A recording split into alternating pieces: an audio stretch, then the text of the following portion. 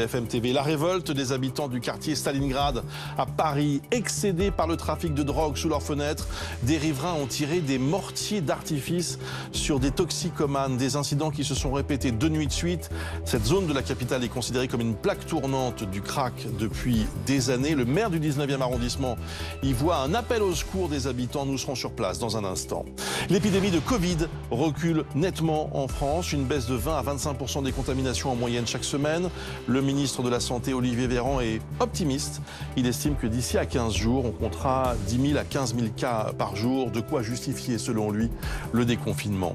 Faut-il renoncer au masque à l'extérieur? Le débat est relancé, notamment après la décision du préfet des Alpes-Maritimes.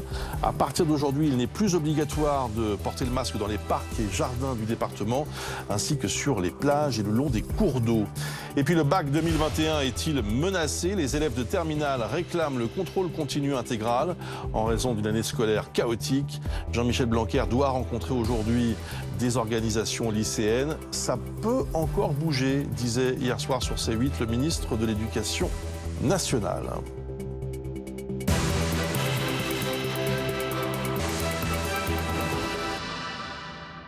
Des habitants à bout de nerfs qui prennent pour cible des consommateurs de crack. Image incroyable du quartier Stalingrad à Paris ce week-end avec des tirs de mortier en pleine nuit, donc contre des toxicomanes. Ça fait des années, c'est vrai, que la zone est occupée par les trafiquants. Anne-Laure Bance, vous êtes sur place pour BFM TV. Il faut dire que là, la situation s'est dégradée ces derniers mois et ces dernières semaines. Oui, les riverains de l'avenue de Flandre sont tous unanimes pour dire que cette situation, elle se dégrade plus précisément depuis début janvier dans ce quartier de Stalingrad qui, comme vous le disiez, est bien connu pour être l'une des plaques tournantes de deal et de consommation de drogue, et plus précisément du crack.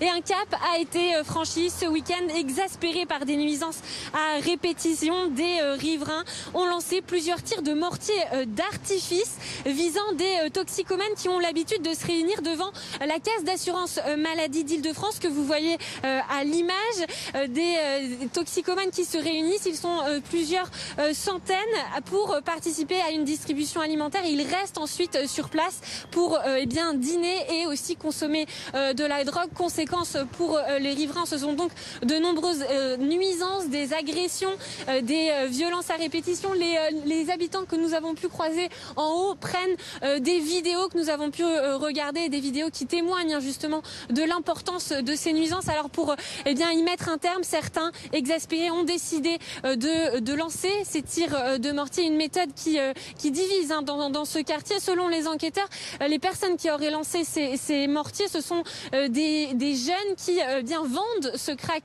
aux toxicomanes et puis qui souhaitent ensuite que ces toxicomanes partent du quartier, un quartier donc sous tension qui n'en peut plus de cette insécurité qui ne cesse d'augmenter au fil des mois. Merci beaucoup pour toutes ces précisions, Anne-Laure Bance. Nous sommes maintenant en ligne avec une habitante de ce quartier de Stalingrad. Caroline, bonjour. Bonjour. Merci beaucoup d'être avec nous ce matin sur BFM TV. Comment s'est passé ce week-end et ces 2 nuits qui ont été émaillées par des incidents? Ça a été particulièrement choquant en fait. Je pense qu'il y a beaucoup d'habitants qui sont bouleversés. On est habitués en fait, malheureusement. On est un petit peu désensibilisés à force de voir des images de misère humaine quotidienne. Mais là, ce week-end, très clairement, on a été extrêmement choqués. On ne sait pas encore en effet si c'est réellement des habitants exaspérés qui ont fait ce geste-là, mais il est criminel. Très clairement, envoyer des projectiles explosifs sur des êtres humains, c'est criminel. Par contre, je pense que malheureusement, ça nous donne la tribune aujourd'hui de pouvoir parler sur des grandes chaînes et on espère, nous, de ça, que ça puisse faire réagir enfin des responsables politiques qui doivent aujourd'hui tenir leurs engagements et prendre toutes leurs responsabilités dans ce qui se joue. Caroline, est-ce que vous pouvez nous raconter ce qui se passe concrètement la nuit? Enfin, vous êtes chez vous, dans votre appartement, qu'est-ce que vous entendez, qu'est-ce que vous voyez? Alors en fait, en journée, Stalingrad, c'est un quartier qui est extrêmement sympathique, qui est très joli, qui est boisé. Et dès qu'on rentre chez nous le soir, on rentre encore plus tôt en ce moment, en plus avec le confinement et le couvre-feu. En fait, il ne reste plus dehors que des consommateurs de crack qui viennent ici s'approvisionner, en effet bénéficier des distributions alimentaires et autres qu'il y a, et qui restent sur place pour consommer toute la nuit. Donc on n'est pas sur 2-3 personnes qui font un peu de bruit, qui rigolent. Non, on est sur des populations extrêmement nombreuses qui varient entre 100 et 400 parfois certaines nuits, et c'est toutes les nuits, et c'est au pied des immeubles. Donc c'est vraiment devant votre fenêtre que ça se passe. C'est devant votre fenêtre. Donc nous, on entend un brouhaha toute la nuit. De temps en temps, il y a des frasques, il y a des batailles, il y a des bris de verre, il y a des hurlements. Donc on est réveillé en sursaut. Donc ça, c'est comme ça toutes les nuits. Et le lendemain, quand on a eu énormément de mal à trouver le sommeil et qu'on va au travail, on se lève, on retrouve notre quartier en fait dans un état de délabrement, de saleté avec des immondices, des déjections humaines. Enfin, c'est pas une vie en fait d'avoir ce rythme-là. Ne pas pouvoir dormir et en plus de ça, le lendemain, de se retrouver dans une décharge. C'est très difficile. J'imagine que beaucoup d'habitants veulent partir d'ailleurs. Beaucoup d'habitants sont déjà partis malheureusement. Moi, ça fait 4 ans que j'habite dans le quartier et j'ai beaucoup de voisins qui sont partis. J'entends beaucoup de gens partir. C'est souvent des familles parce que les parents ont beaucoup de mal à expliquer ce qui se passe à leurs enfants, à expliquer pourquoi à Stalingrad, ici, la loi française ne s'applique pas. À Stalingrad, il faut savoir que c'est le seul endroit en France où les policiers regardent de la vente de drogue se passer sous leurs yeux et ils n'interviennent pas. Ça n'existe nulle part ailleurs, je pense. Il y a des trafics qui se passent sous leurs yeux. Je vous sens résignée, Caroline. Non, je ne suis pas résignée, sinon je ne vous parlerai pas aujourd'hui. Nous, on a de l'espoir. On est des habitants qui sommes certes en colère, mais surtout engagés. Et on veut vraiment que les choses changent. Et c'est pour ça qu'on s'est constitué. On essaye de se rassembler, d'être solidaires les uns avec les autres. On a des avis qui sont très divergents, mais il faut qu'on se concentre sur ce qui nous unit. C'est retrouver une qualité de vie ici à Stalingrad. Merci pour votre témoignage et bon courage à vous. Merci beaucoup. Jean-Baptiste Perrier est directeur de l'Institut de sciences pénales et de criminologie à l'Université Aix-Marseille. Bonjour. Bonjour Bruce Toussaint. Ce qui est décrit à l'instant par cette habitante du quartier Stalingrad à Paris est assez effrayant, il faut bien le dire. Pourquoi est-ce qu'on ne peut pas mettre un terme à ce trafic ? Alors, il faut des moyens, c'est toujours la même problématique ici sur cette question de lutte contre les trafics, en précisant bien qu'ici, il s'agit d'un trafic particulier qui est celui du crack, qui est une drogue extrêmement addictive, donc on ne peut pas comparer avec des trafics comme celui des stupéfiants, parce que les réseaux... Expliquez-nous ce que c'est que le crack, d'ailleurs. C'est un produit qui est dérivé de la cocaïne, c'est une sorte de base de cocaïne beaucoup plus simple à produire, beaucoup moins coûteuse également à produire, et extrêmement addictive, ça se fume ou ça s'inhale la plupart du temps, donc on a une pipe à crack pour pouvoir le consommer, ça se consomme tout de suite, ça se présente sous forme de petits cailloux, donc c'est en plus assez simple à transporter. Et ces réseaux justement, puisque c'est une drogue assez facile à fabriquer, ça se fait dans une cuisine ou presque, ces réseaux sont de tout petits réseaux, hein, c'est artisanal, donc c'est 2, 3, 10 personnes, parfois plus. Alors bien sûr, il y a des réseaux de plus grande ampleur, mais il y a une difficulté pour lutter contre la vente de ces stupéfiants particuliers, puisque une fois qu'on a interpellé 1 ou 2 dealers, le lendemain, ils sont remplacés par d'autres. Donc il y a une vraie particularité pour cette consommation de stupéfiants qui, à la fois du côté des consommateurs, est une drogue extrêmement addictive, donc ils ne sont pas découragés par la perspective d'une amende ou d'une peine de prison, et puis du côté des dealers, puisque c'est quelque chose qui est très, très simple à mettre en œuvre. Donc, aujourd'hui, on est face à un problème, par ailleurs, qui concerne pas forcément le crack, mais le trafic de stupéfiants, on le voit bien depuis quelques mois maintenant, avec une résurgence, une recrudescence plus précisément d'affrontements, de bandes rivales, etc. Qu'est-ce qu'on fait? Qu'est-ce qu'on peut faire? Lorsque le maire dit « je veux le démantèlement », alors, on comprend de ce point de vue. Déjà, il faut partir de l'idée qu'il faut traiter chaque type de stupéfiant avec ses aspects, ses particularités.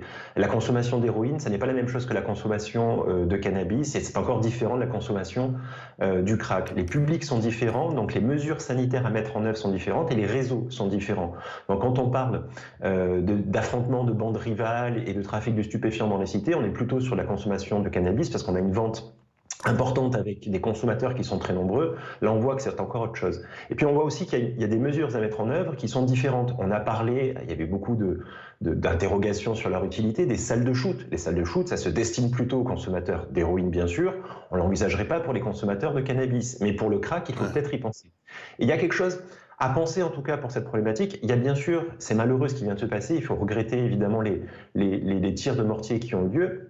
Mais en tout cas, une mise en lumière d'une difficulté qui est connue, ça fait plusieurs mois, années, et on voit bien que la seule réponse répressive ne suffit pas, parce qu'on avait pu évacuer, par exemple, à l'époque, c'était en 2019, la colline du crack, à l'époque, et puis finalement, les consommateurs se sont dispersés, on les retrouve aujourd'hui à Stalingrad, au Jardin des Halles, etc.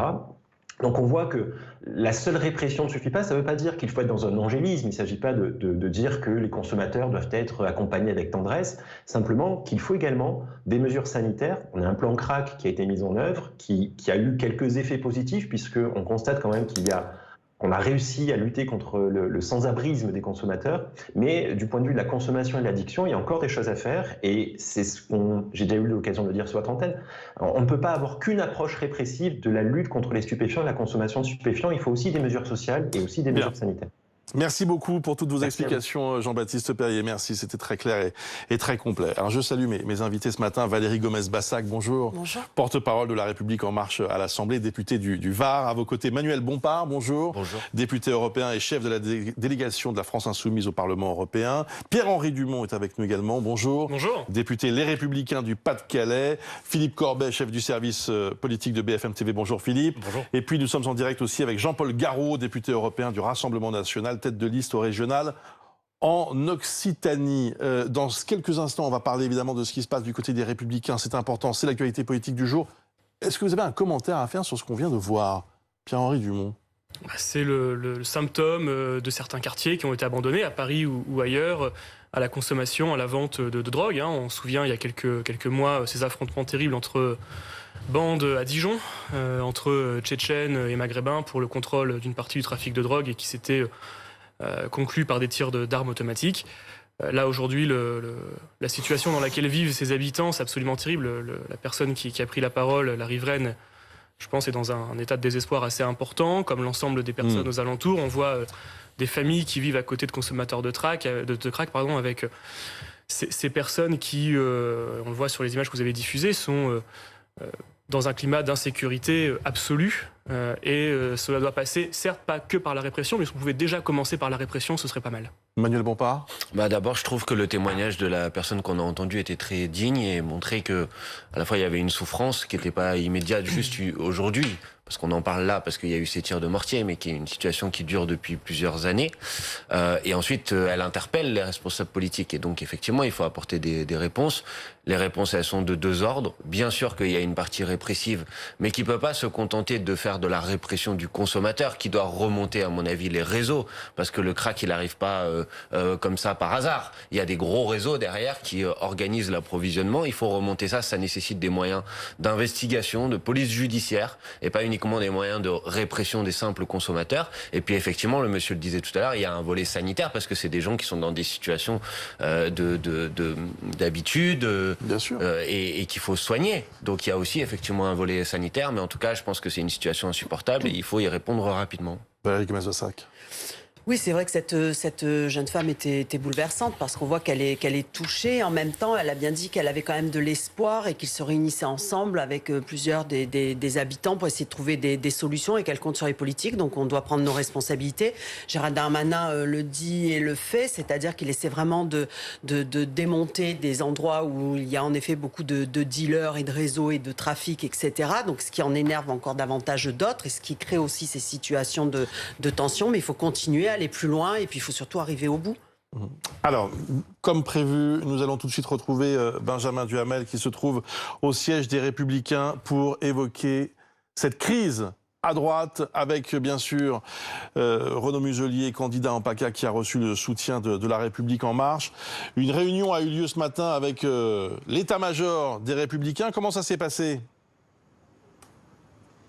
Écoutez, c'est pas très clair. Je vais essayer de vous raconter un petit peu les coulisses de la façon dont ça s'est passé. Il faut repartir à ce matin aux alentours de 8h30. C'est à ce moment-là que les principaux participants à cette réunion sont arrivés ici au siège des Républicains avec un sujet central. Renaud Muselier clarifiera-t-il ou non sa position, sa situation vis-à-vis de la République En Marche? Et puis question qui bien sûr en découle, faudra-t-il mettre une liste Les Républicains face à Renaud Muselier? Pour vous donner une indication, écoutez Christian Jacob et Bruno Retailleau, les deux tons, les deux nuances de Républicains face au cas Muselier. Écoutez.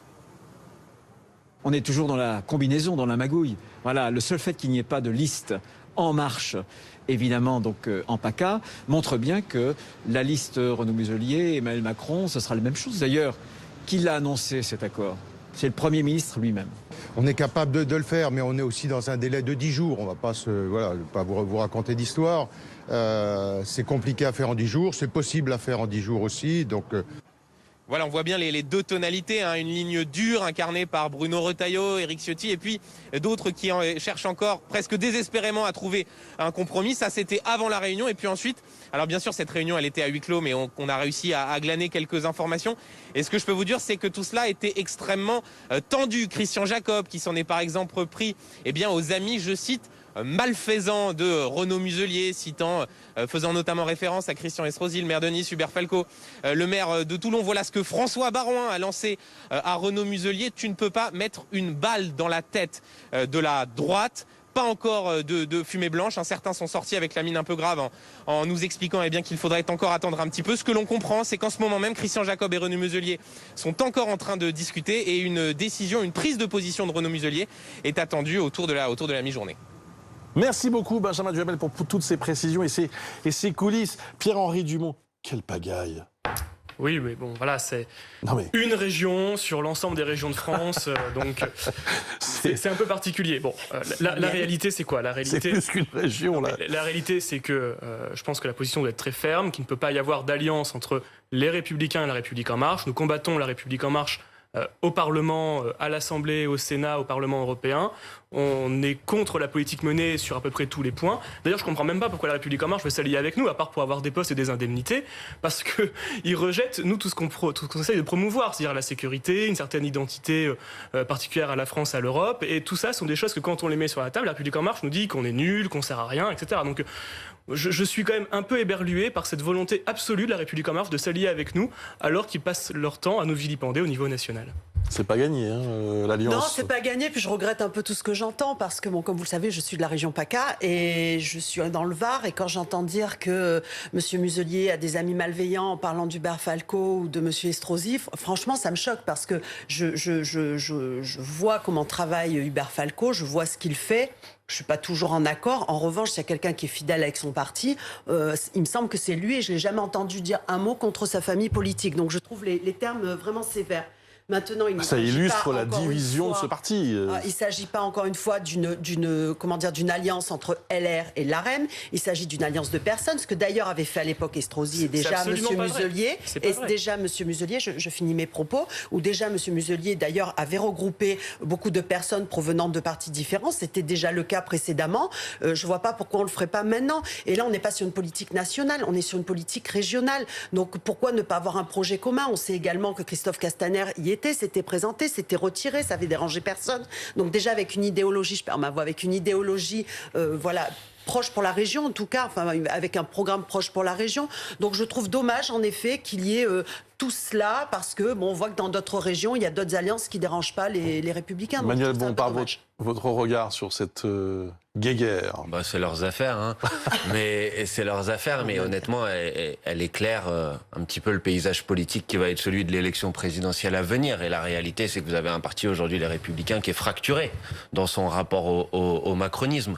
Et je pense que ça a le mérite de la clarté, c'est-à-dire qu'aux élections présidentielles à venir, finalement, des offres politiques sur la table, il y en aura trois grandes. Il y en a une qui est l'offre politique incarnée par le président de la République, qui est celle du libéralisme exacerbé, qui veut remettre sur la table la réforme des retraites, la réforme de l'assurance chômage, qui va nous dire maintenant vous allez galérer pendant 20 ans pour rembourser la dette qu'on a contractée pendant le Covid. Il y a celle incarnée par le Rassemblement national, qui consiste à dire que l'ensemble des problèmes c'est dû à l'immigration et aux musulmans. Et puis il y a ceux qui pensent au contraire qu'il faut ouvrir une autre offre politique basée sur le partage de la richesse, basée sur le fait que c'est pas aux salariés de payer la crise aujourd'hui, basée sur le fait qu'il faut enfin amorcer la réelle bifurcation écologique, qu'il faut renouveler nos institutions, et c'est l'offre politique qui est incarnée par Jean-Luc Mélenchon. Voilà, je pense que ça, c'est les offres politiques qui sont sur la table pour les élections présidentielles à venir. Peut-être serez-vous d'accord, Jean-Paul Garot, avec ce qui vient d'être dit. Est-ce que ça est une sorte de clarification? D'abord, j'aurais souhaité quand même dire un petit mot, mais vous avez passé le sujet, sur le précédent sujet, puisque je suis quand même aussi magistrat, je suis spécialisé sur toutes les questions de sécurité et de justice par rapport à votre précédent sujet, par rapport à tout ce laxisme qui amène effectivement ce qui se passe aujourd'hui dans des parties de notre France. Bon, donc nous sommes sur un nouveau sujet qui est celui bien sûr de ce remake en quelque sorte, pardonnez-moi cette expression, mais d'une sorte de remake de ces déchirements qu'on a déjà connus aux Républicains. Je les ai connus de près, et c'est ce qui m'a conduit justement à quitter ce parti, parce que véritablement ça conduisait à l'échec et ça conduisait à l'impuissance.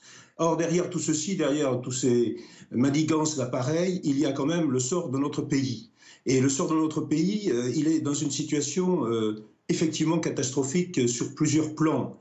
Et c'est pour cela qu'il faut une solution globale, et c'est pour cela naturellement qu'il est naturel que beaucoup de ces LR, je dirais d'en bas, ceux qui sont sur le terrain, ceux qui croient bien sûr, comme moi d'ailleurs, à toutes ces valeurs profondes du gaullisme, du bonapartisme par exemple, eh bien il faut qu'ils se retrouvent, il faut qu'ils nous retrouvent. Parce que la raison, c'est celle-là. Il faut trouver une solution pour notre pays. On ne peut pas rester comme ça, impuissance. J'entends bien ce qui se dit sur votre plateau, mais la réalité, juste je termine, mais la réalité c'est que, et je le vois en Occitanie, c'est-à-dire qu'en fait au second tour, parce que là on parle des problèmes de premier tour, mais au second tour, toute cette corporation politique va se retrouver. Et le seul opposant, en réalité, en Occitanie comme ailleurs, ben c'est nous. Voilà. Il faut que les gens le comprennent pour avancer. Parce qu'on ne peut pas être condamné à l'impuissance. Monsieur Garot, ça fait des années qu'on entend ce discours, qu'on entend dire « Ah, vous allez voir, les Républicains, la droite va exploser et la moitié des Républicains vont venir au Rassemblement national ».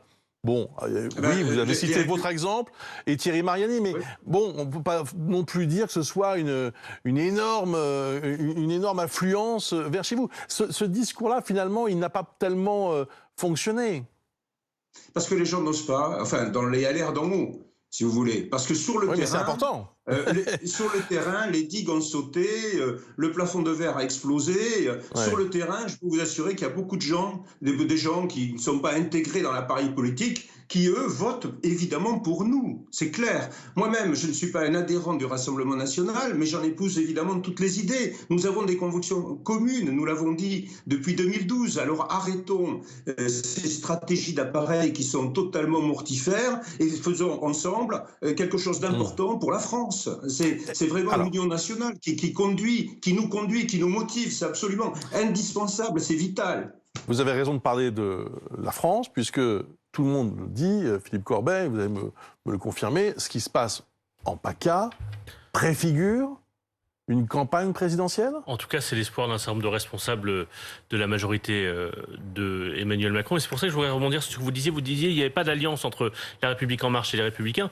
Or, Jean Castex, dans le journal du dimanche samedi, utilise le mot « union ». Je recherche la phrase exacte. Il dit « cette union va bien au-delà d'accords d'appareil. C'est un exemple de recomposition politique ». Donc c'est bien le Premier ministre, chef de la majorité présidentielle, qui lance d'une certaine manière le pavé dans la mare et c'est ça qui trouble aussi une bonne partie des Républicains. C'est que ce soit le Premier ministre de Paris qui utilise le mot union. Donc il y a une alliance, il y a une union ou il n'y a pas une union ? Une recomposition politique, vous voyez, c'est la même chose. Je me permets de vous couper. Renaud Muselier prend la parole. Je suis désolé, au siège des Républicains. Excusez-moi. Non, aucun ultimatum. Je suis membre du bureau politique. J'étais là ce matin. J'ai écouté, on s'est parlé, on s'est exprimé. On a fait valoir les arguments des uns et des autres et les difficultés dans lesquelles la famille politique LR aujourd'hui est là. Et je vous donnerai ma position en fin de matinée, dans un communiqué, de façon à ce que ça soit très clair.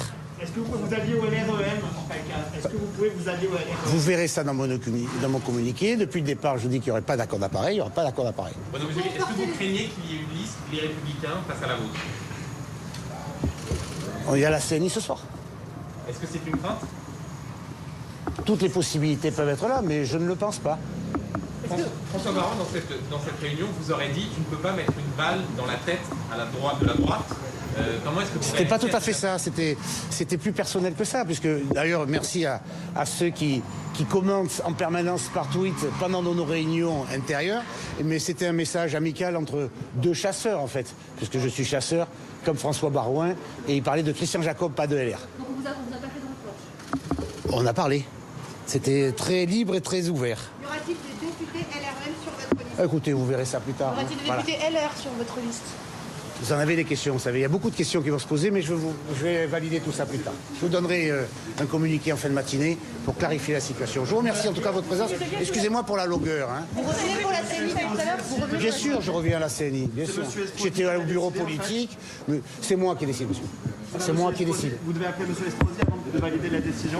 Non, je veux bien montrer que je suis libre, indépendant. Ce n'est pas le Premier ministre qui décide pour moi, ce n'est pas le Président de la République qui décide pour moi, ce n'est pas ma formation politique qui décide pour moi. Je suis un homme libre et je le fais avec mes amis dans le cadre de mon travail que j'ai toujours fait au sein de ma famille, que tout le monde reconnaît.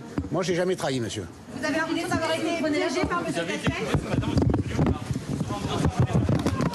Renaud Muselier quitte à l'instant. Pour tout vous dire, les propos de Renaud Muselier ont provoqué à certains moments ici, on va vous expliquer à quel moment précis, un éclat de rire, notamment lorsqu'il évoquait des propos de chasseurs. Hein. Je ne sais pas si ce sont les fauves de la politique qui se retrouvent dans ces moments-là. Il faut bien comprendre, parce que ça n'est pas anecdotique dans cette histoire.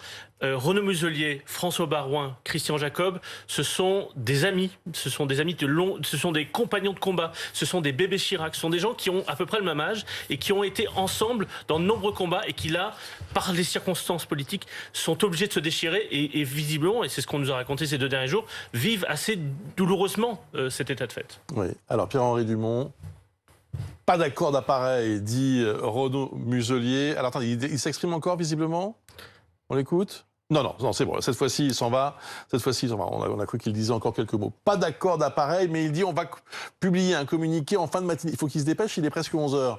Qu'est-ce que vous en pensez? On verra le communiqué. Je pense que l'accord d'appareil il a lieu à partir du moment où c'est le Premier ministre qui est chef de la majorité qui s'exprime dans un journal parisien. On ne peut pas parler d'un accord local entre des candidats locaux. C'est une question évidemment du Premier ministre qui a fait une tentative de fraction des Républicains. Est-ce qu'il y aura une liste? Est-ce qu'il y aura une liste LR? Il dit je ne pense pas. Il faut 3 conditions pour avoir une liste, pas de liste LR face à Renaud Muselier, c'est-à-dire qu'il n'y ait pas de ministre dans cette liste, il faut qu'il n'y ait pas de parlementaire LREM dans cette liste, il faut qu'il n'y ait pas de LREM tout court. Donc si ces 3 conditions ne sont pas remplies, je pense qu'il faut avoir une liste LR face à Renaud Muselier, parce qu'il faut de la clarté en politique. Et sans clarté, je vais vous dire, s'il n'y a pas cette clarté, on aura de toute façon le Rassemblement national qui sera élu à la tête de la région PACA, et avec un gouvernement Macron qui nous explique toujours que leur engagement, c'est lutter contre le Rassemblement national. Aujourd'hui, ils font tout pour que le Rassemblement national gagne cette élection pour préparer, non pas l'avenir des habitants de la région PACA, parce qu'ils s'en fichent complètement. En Marche, ce qu'ils cherchent à faire, c'est mettre en place un duel pour 2022, Macron-Le Pen. Alors attendez, Valérie Gomez-Bassa, comment est-ce que vous réagissez? Alors, on n'a pas beaucoup d'informations, mais... Je voulais déjà, j'avais commencé justement à reprendre le terme du Premier ministre de recomposition, de recomposition politique. Lui, il parle, d'union aussi et de recomposition politique. Et ça me va bien, les deux d'ailleurs me vont bien. Pourquoi? Parce que ça montre bien justement qu'on n'est pas sur de l'alliance, la droite, l'AREM, c'est vraiment une alliance de personnes, une recomposition politique. Mais entre union et alliance, c'est quoi la différence?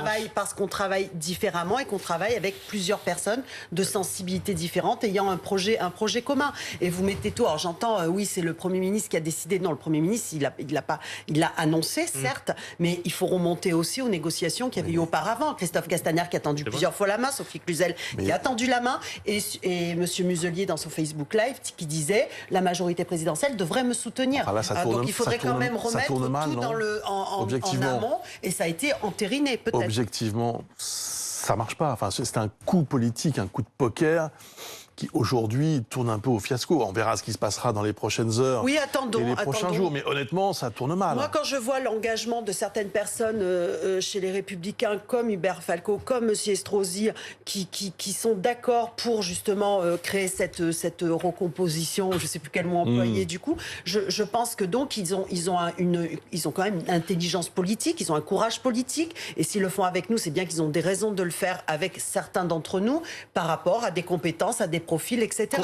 Donc attendons de voir ce qui va en résulter et nous verrons. On voit en tout cas qu'il y a en effet une droite constructive, mais c'est pas nouveau. On a la plupart déjà dans le gouvernement, et il y a cette autre droite qui s'y oppose. Concrètement, vous êtes élu du Var. S'il n'y a pas Sophie Cluzel candidate sur la liste du Var, est-ce que vous considérez que l'accord est rompu, enfin pas l'accord, mais l'union ou l'esprit de l'union est rompu?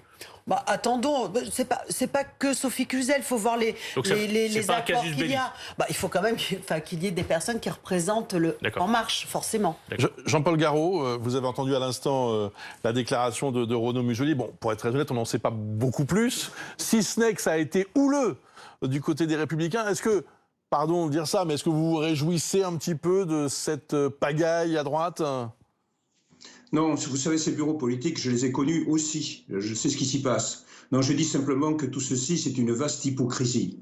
Parce qu'en réalité, tout le monde parle d'accord ou pas, enfin bon, mais tout le monde, enfin beaucoup de ces LR, du système LR, est prêt à se rallier à la République En Marche pour le second tour. Donc en réalité, la faute, entre guillemets, de Renaud Muselier, c'est de faire au premier tour ce qu'il allait faire au second tour. Bon, c'est tout. Donc pour se maintenir au pouvoir, pour garder le pouvoir, eh bien pour garder les honneurs, pour garder les places, on a une partie de ce système qui se ménage, qui fait en sorte effectivement d'aller vers des alliances. Non mais ces alliances qui en réalité sont le signe d'un échec total. Moi je me mets à la place de ceux, encore une fois, des électeurs, des militants des LR, qui sont encore une fois déchirés, orphelins.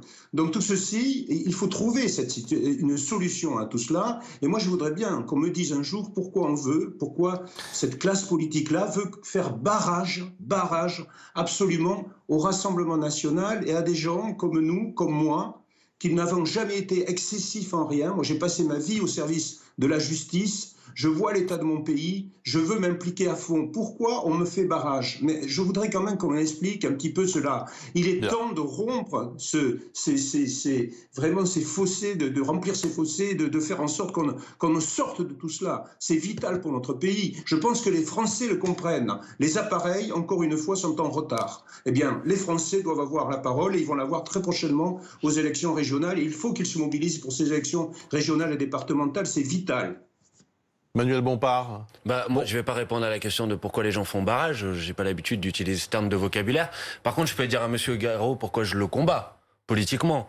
Parce que je considère qu'il apporte aucune réponse aux problématiques que les gens rencontrent au quotidien, que ces élus dans les conseils régionaux votent contre toutes les politiques de solidarité, votent contre le logement social, votent contre les politiques d'égalité entre les femmes et les hommes, pour prendre cet exemple, ne s'opposent pas au fait que des entreprises qui touchent beaucoup d'argent public licencient des salariés et des employés et des ouvriers. Voilà la réalité, ça, de votre politique, monsieur. Donc vous pouvez jouer la diabolisation des autres et du système contre vous. Sauf que moi, monsieur, en tant que membre de la France Insoumise, vous le savez, je ne m'allierai jamais avec des membres de la République En Marche et je combats leur politique au quotidien. Donc vous voyez, vous racontez tout simplement n'importe quoi pour vous faire passer pour la seule opposition. Sauf que c'est faux. Pas du tout. Nous sommes la seule opposition. C'est ce que vous venez de dire, monsieur. Donc c'est faux. Non. Et je voudrais simplement... Moi, je ne demande pas à ce que tout le monde adhère au Rassemblement national, même si ça serait très bien. Je dis simplement pourquoi s'interdire des alliances électorales. Bon, avec nous, vous, à la gauche, à l'extrême gauche, vous le faites depuis très longtemps. Monsieur, moi, je ne me suis jamais allié avec quelqu'un de la République En Marche. Vous racontez n'importe quoi. Je combats au quotidien leur politique. Donc vous pouvez raconter des bêtises. Vous pouvez les dire plusieurs fois, mais ça n'en fera pas des vérités. Merci. On le verra dans des élections régionales en Occitanie. Et j'espère qu'on me redonnera la parole à ce moment-là, car vous verrez que je serai le seul contre Mme Delga et que vous lirez tous contre moi. Voilà. Merci. On est au terme de ce débat. Merci beaucoup d'y avoir participé. On a vécu en direct la sortie de Renaud Muselier. Et d'ailleurs, Philippe Corbet, il faut quand même noter que le président de la région PACA avait l'air assez combatif.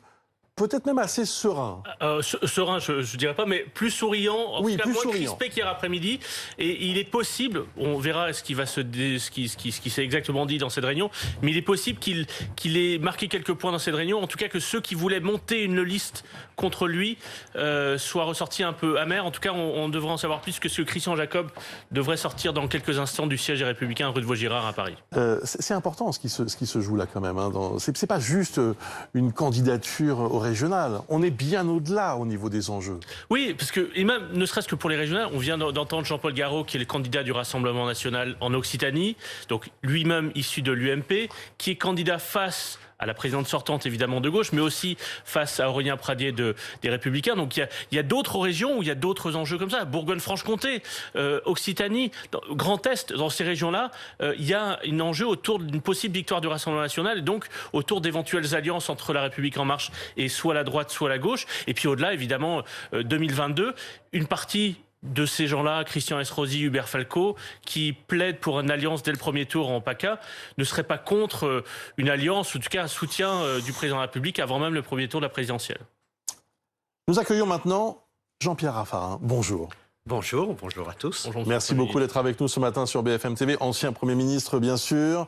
Est-ce que je peux vous poser une question toute simple pour commencer? Vous avez toujours votre carte aux Républicains? Non, je ne suis plus membre du Parti Républicain. Je n'ai pas renouvelé ma cotisation.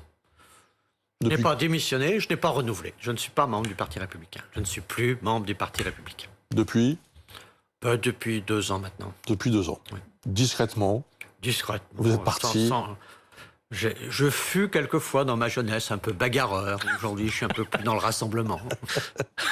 Non, mais c'est une information.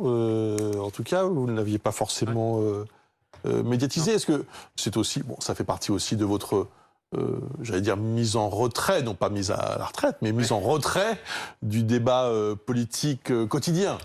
Absolument, électoral en tout cas. Mais enfin, là, parce que là, dans cette situation, il y a quand même beaucoup de choses intéressantes. Il y a la question de la décentralisation qui est très intéressante. Est-ce qu'on doit systématiquement nationaliser toutes les campagnes territoriales? On a plein de sujets qui sont dans cette affaire-là. Et je voyais les commentaires des uns et des autres. Je voudrais simplement que tout le monde ait un peu de mémoire. Parce qu'au fond, j'entends parler d'explosion de la droite. Mais vous vous souvenez Chirac-Balladur? Vous vous souvenez Giscard-Chirac? C'est pas d'aujourd'hui que les orléanistes et les bonapartistes sont pas d'accord. Donc c'est une vieille histoire. Et la droite ne peut gagner que quand elle est rassemblée.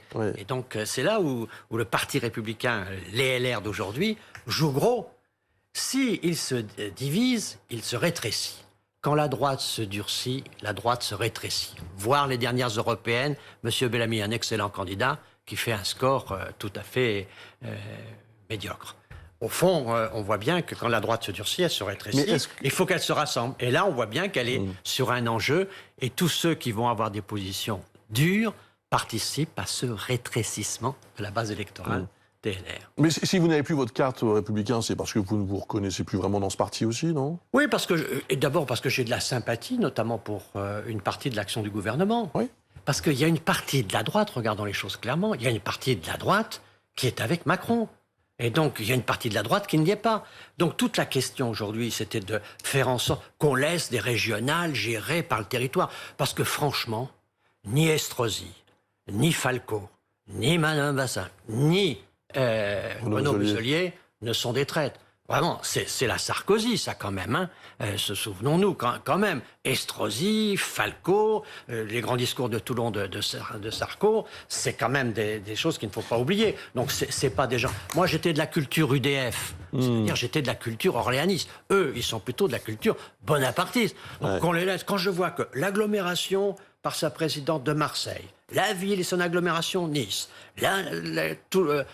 Toulon et son agglomération sont d'accord avec Muselier, ça veut dire que le territoire, quand même, il faudrait laisser s'exprimer.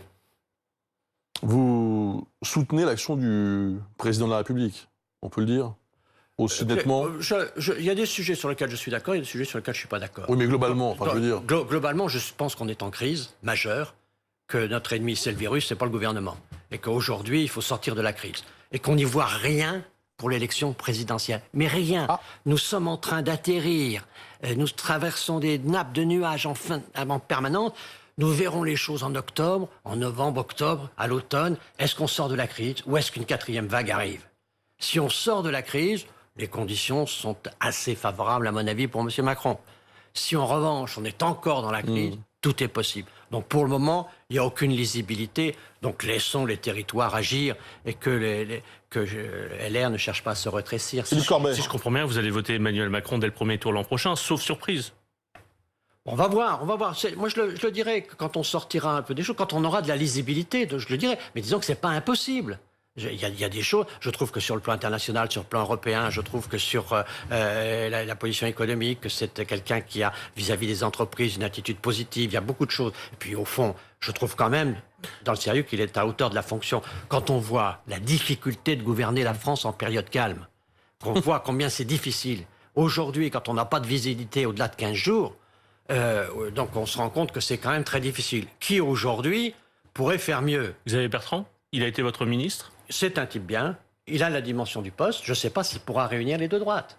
Pour gagner, il faut que la droite, qui est avec Macron aujourd'hui, rejoigne un autre projet. Ça dépendra beaucoup du bilan de Macron.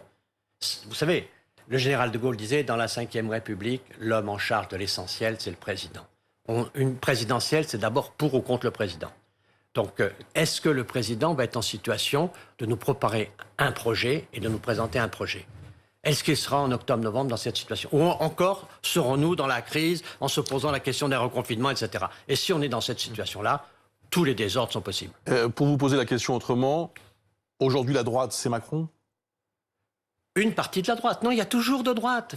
Il y a toujours cette droite qui revient du bonapartisme, cette droite qui, pendant très longtemps, était incarnée par le RPR et l'UDF. C'est pour ça qu'aujourd'hui, quand vous voyez les Muselier et les Estrosi, même un Falco qui était républicain indépendant, qui n'était pas des centristes, ils sont de cette droite-là, la droite solide. Donc, partir en guerre contre eux, je trouve que c'est une position stratégiquement dangereuse pour LR. Vous disiez tout à l'heure, donc, si il y a de nouveau une crise sanitaire, tout sera possible. L'élection de Marine Le Pen, elle est possible, selon vous? Oui, mais elle ne m'effraie pas aujourd'hui, parce que Marine Le Pen, elle profite du vide. Il n'y a pas de candidat qui a aujourd'hui une lourde crédibilité, un pronostic vainqueur qui peut challenger Emmanuel Macron. Donc elle est aujourd'hui la seule à challenger Emmanuel Macron. Donc tous ceux qui ne veulent pas d'Emmanuel Macron agitent un peu l'hypothèse Le Pen parce que ça leur sert pour fragiliser Macron. Mais sur le fond, je ne trouve pas qu'elle ait beaucoup progressé en 5 ans. Je n'ai pas trouvé qu'il y avait des idées neuves et une vraie puissance nouvelle. Donc elle reste très importante parce qu'elle a dans l'opinion publique une vraie puissance, et il faut le constater avec lucidité. Mais je ne la vois pas en progrès, je ne la vois pas en dynamique. Elle profite de la situation d'aujourd'hui parce qu'elle est la seule, face à Macron, qui peut avoir accès au second tour. Pour le moment, les autres n'ont pas accès au second tour. Jean-Pierre Raffarin, quel est votre regard sur le pays aujourd'hui, dont certains disent qu'il y a un délitement? Ça, c'était la tribune des militaires qui a fait tant parler la semaine dernière. La France va si mal que ça? Je pense que nous sommes dans une crise très profonde avec le Covid. Il faut quand même regarder la réalité. Vous avez des grandes entreprises aujourd'hui qui souffrent terriblement. Et puis vous avez toute une série de toutes petites entreprises. Pensez à tous les restaurateurs. Donc on est en crise. Il faut pas nier ce Covid. Il ne faut pas nier cette crise. Donc il est évident qu'on a des finances publiques qui sont très détériorées. On a des situations très difficiles. Dans ce contexte-là, je trouve que la France manque de gravité. Je trouve qu'elle est dans une situation très dangereuse. Notre situation est risquée. Parce qu'on n'a pas la conscience de la gravité de la situation. Finalement, tous ceux qui sont touchés directement par le Covid disent leur douleur et leur malheur, mais on sent que l'expérience n'est pas transmissible. Les autres ne sont pas inquiets de cette mobilisation. Je suis désolé de vous interrompre. Christian Jacob, pour la parole, vous connaissez le métier par cœur. Je connais l'actualité. Comité stratégique qui était un moment important où... D'abord, c'est une réunion entre amis où on se dit un certain nombre de choses, de responsables politiques. Et puis, à l'issue de cela, Renaud Muselier fera une communication, je pense, à la mi-journée, en début d'après-midi. Et sur les bases de cela, on se réunira ce soir en commission d'investiture. Voilà. Non, certainement pas. On ne se parle pas comme ça. D'abord... quand on a les uns et les autres 30 ans de vie politique et de combat commun, on est tous en responsabilité dans une situation qui est compliquée, on ne va pas se cacher. Et la réalité, c'est que nous avons un parti au pouvoir qui en est quand même réduit à être incapable de monter une liste dans une région comme Provence-Côte d'Azur, Alpes-Côte d'Azur, et étant incapable de conduire une liste, ils essaient de jouer sur une capacité de nuisance et de déstabilisation. Moi, je suis convaincu qu'on va résister à cette déstabilisation, et c'est sur ces bases que l'on a travaillé ce matin. Est-ce que Renaud Muselier peut encore être exclu du parti? Non, mais on n'est pas du tout dans un sujet d'exclusion. On est dans un sujet qui est simple. Il y a dans cette région un très bon bilan de la majorité régionale, qui est la majorité régionale, les Républicains. C'est ça qui est important. Il y a aujourd'hui effectivement une manœuvre politicienne d'En Marche, parce qu'encore une fois, ils font le constat d'échec de ne pas pouvoir conduire une liste, et donc ils sont dans les petites manœuvres. Il faut savoir les éviter et rebondir sur nos bases, c'est-à-dire sur celles qui sont les valeurs des Républicains, le projet des Républicains, et c'est ce à quoi nous travaillons. Voilà. Vous avez le sentiment que Renaud Muselier a entendu vos arguments? Oui, j'ai le sentiment que Renaud a été sensible à nos arguments, et puis nous on a été sensibles aussi, on se parle. Mais je pense qu'il a entendu le message de ses vrais amis politiques qui étaient dans cette salle ce matin. Et après, bon, voilà, il va faire une communication, et donc sur ces bases-là, on se réunira ce soir. Renaud va faire une déclaration en début d'après-midi. Sur ces bases-là, nous nous réunirons ce soir en commission d'investiture. Est-ce que vous êtes satisfait de l'accord trouvé avec les Non, je suis satisfait que nous ayons cette réunion de la clarté. Il y a eu depuis 3-4 jours beaucoup de confusion. Il fallait remettre de la clarté. Je fais confiance à Renaud Muselier pour remettre de la clarté. Mais si vous parliez à tour de rôle, ce serait plus sympathique. Non, il n'y a aucune division. Il n'y a aucune division. Non, aucune. Je pense qu'il y a une position qui est à 99%. Tout le monde est sur la même ligne. On n'est pas dans un état d'esprit de condition, d'ultimatum. On se parle entre gens responsables, en responsabilité, et on se fait confiance. Voilà. Et encore une fois, nous nous reverrons ce soir sur la base d'une communication que va faire Renaud dans l'après-midi. Qu'est-ce qui serait responsable de ne pas avoir de député LREM sur la liste? Ce qui serait responsable, c'est que les Républicains gagnent cette élection, et je pense que, malgré les difficultés et les manœuvres qui ont été celles du Premier ministre et d'En Marche, on est capable de les surmonter très largement. Comment était l'ambiance? Certains nous ont dit que c'était assez étendu, qu'il y avait voilà. J'ai eu l'occasion de le dire, la politique n'est pas un sport pour des âmes fragiles, donc on se dit les choses, on peut se les dire avec beaucoup d'amitié et de respect, mais on peut se les dire aussi franchement et parfois un peu durement, voilà, c'est la vie.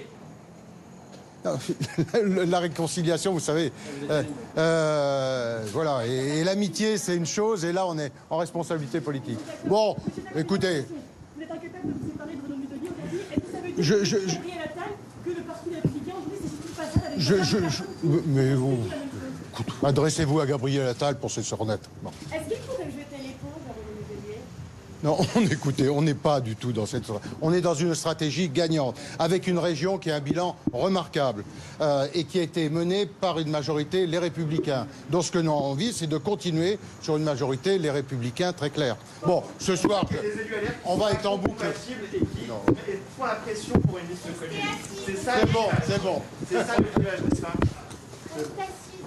Christian Jacob, donc, qui s'est exprimé sous les yeux de Jean-Pierre Raffarin, de Philippe Corbet, le chef du service politique de BFM TV.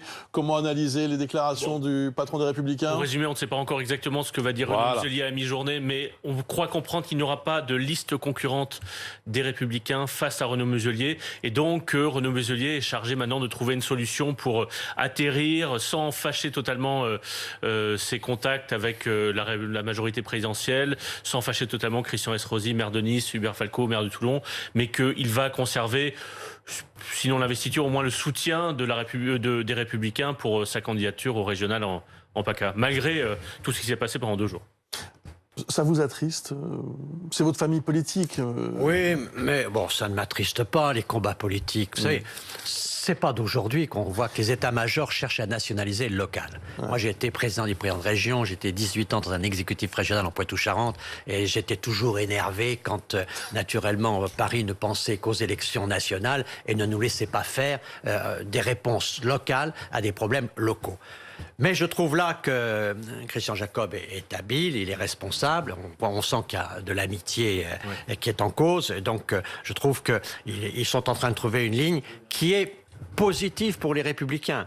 S'ils vont à la rupture, ils vont dans le processus des élections européennes, c'est-à-dire qu'il laisse une partie de la droite, parce que cette partie de la droite qui est avec Macron, elle est toujours de droite. Elle est pour la sécurité, elle est pas passée à gauche. Donc elle est toujours droite. Donc elle peut toujours revenir. D'ailleurs, elle revient aux élections locales.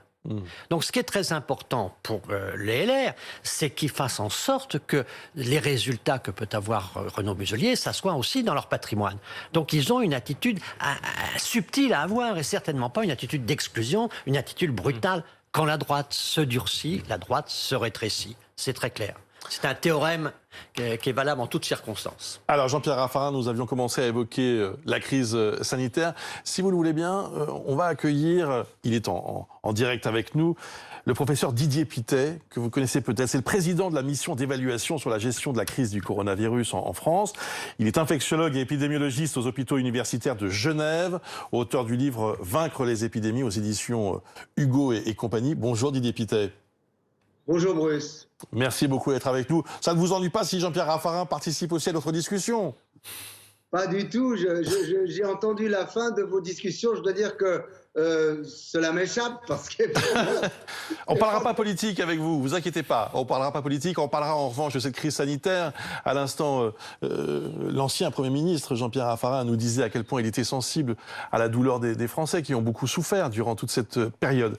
Ça s'arrange, dit le ministre de la Santé Olivier Véran. Et il dit même que d'ici à 15 jours, on va passer à 10 000, 15 000 contaminations seulement. Est-ce que vous y croyez, Didier Pittet? Écoutez, je dirais qu'il faut y croire. Il faut y croire. Il faut que chaque Français, Française se dise qu'il est partenaire de cette lutte avec ces réouvertures progressives, ce plan par étapes, qui est très bien conçu et qui dépend évidemment des conditions sanitaires. Mais nous sommes tous investis dans cette amélioration continue. C'est la réalité dans tous les pays du monde d'ailleurs. Et le calendrier progressif, ça vous semble une bonne option avec ces 4 dates ? Oui, écoutez, c'est une option classique. Certains pays utilisent 3 dates, d'autres 4. Peu importe, la question n'est pas là. Ce qui est très important et ce qu'on relèvera dans le calendrier français, c'est qu'évidemment, il dépend des conditions épidémiologiques locales ou territoriales et que la France a réussi dans ce défi très particulier pour une république centralisée de faire passer le concept de territorialisation. Et je crois que c'est très important parce que ce virus, finalement, impose ce type de façon de gérer pour comprendre mieux les chaînes de transmission localement et les rythmes possibles de reprise des activités, qu'elles soient économiques, sociales ou culturelles, et auxquelles nous aspirons tous. Alors, il y a quelques instants, Jean-Pierre Raffarin nous disait attention, parce que si à l'automne il y a une 4e vague, ça sera très difficile à gérer politiquement et même, on peut le dire aussi humainement, pour tous les Français. Est-ce que cette hypothèse, une reprise de l'épidémie après un été qui aurait été plus serein, elle est plausible?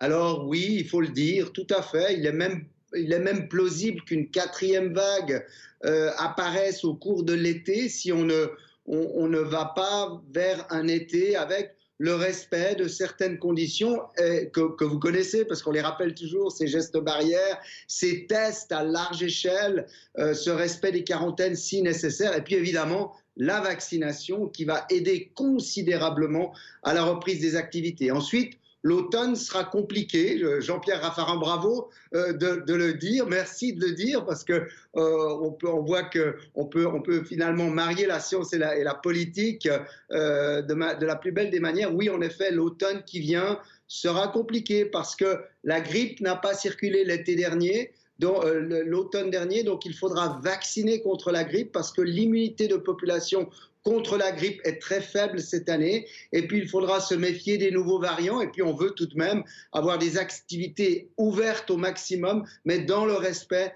des consignes. La vaccination va beaucoup nous aider. Alors, Didier Pittet, restez avec nous. Jean-Pierre Raffarin, vous avez été Premier ministre pendant 3 ans, avec son lot de crises et de situations compliquées. Peut-être pas ce genre de situation d'ailleurs. Est-ce que vous auriez pu gouverner avec des scientifiques? Il y a un conseil scientifique qui, on le sait, aide le président de la République et le Premier ministre à prendre des décisions.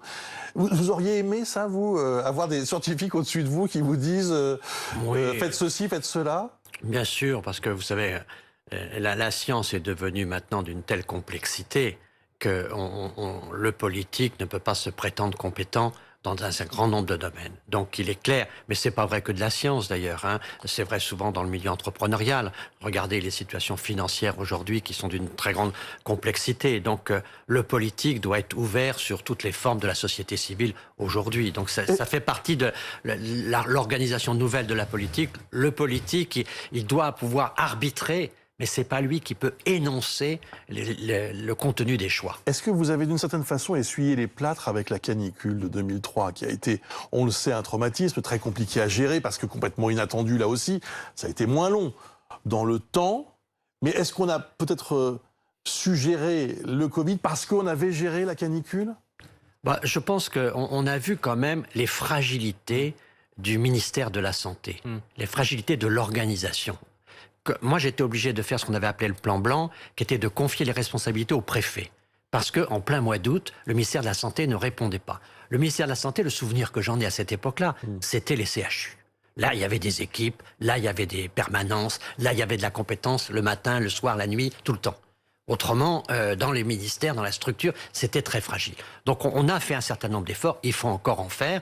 On n'a pas une organisation de notre système à la puissance des risques que nous avons affrontés. Nous sommes encore fragiles dans notre structure de combat. Et donc il faut renforcer cette structure. D'ailleurs, il y a une membre du gouvernement, Agnès Pannier-Runacher, qui est au cœur du dispositif pour notamment l'aspect vaccin, qui a l'expérience de la canicule, puisqu'elle était inspectrice des finances et elle était à la direction de l'AP-HP à ce moment-là. Et donc, elle a tiré des leçons, elle dit avoir tiré des leçons de cette crise sanitaire de 2003 pour gérer ou aider à gérer celle de 2021.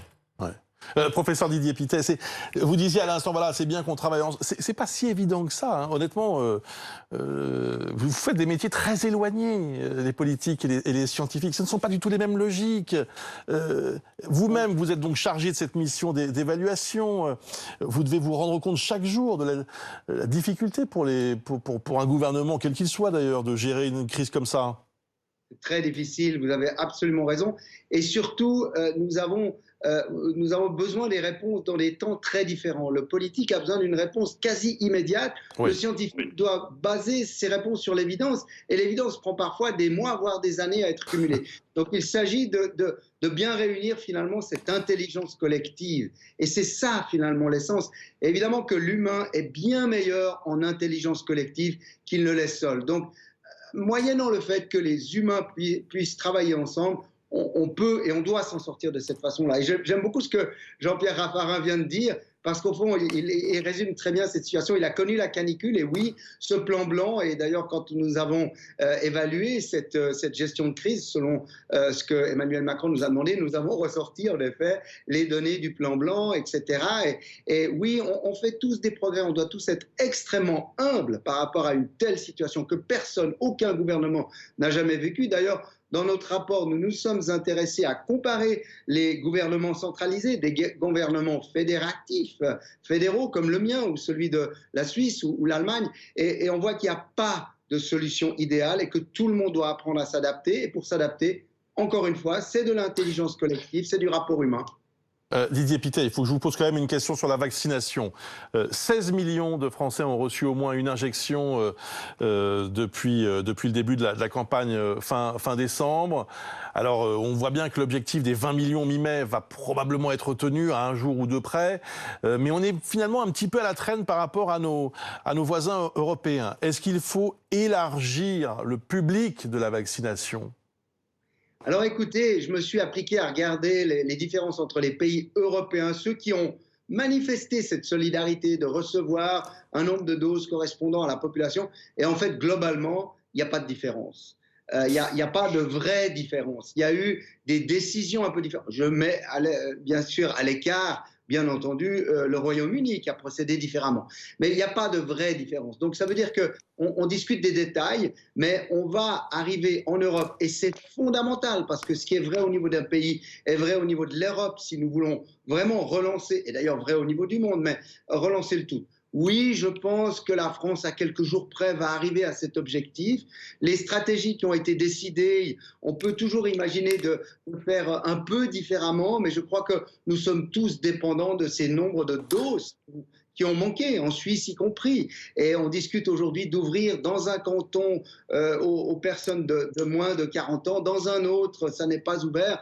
Donc on voit des petites différences. D'ici quelques semaines, voire 2 mois, on ne verra plus de différence. Et là, plus les personnes seront vaccinées, mieux ça vaudra pour tout le monde. Je rappelle que chaque personne vaccinée réduit la circulation du virus. Merci beaucoup, professeur Didier Pittet. Merci aussi. Vous êtes vacciné, Jean-Pierre Raffarin, vous? Je suis vacciné. Je voudrais simplement dire qu'avec le professeur, la politique, on a quand même un ennemi commun en dehors du virus, c'est la polémique. Au fond, c'est vraiment l'éthique de responsabilité qu'il faut avoir dans ces questions. À la fois d'un côté comme de l'autre, tous ceux qui jouent la polémique dans cette crise affaiblissent la lutte contre le virus. Merci beaucoup Jean-Pierre Raffarin. Merci à Didier Pittet aussi d'avoir été les invités donc de BFM.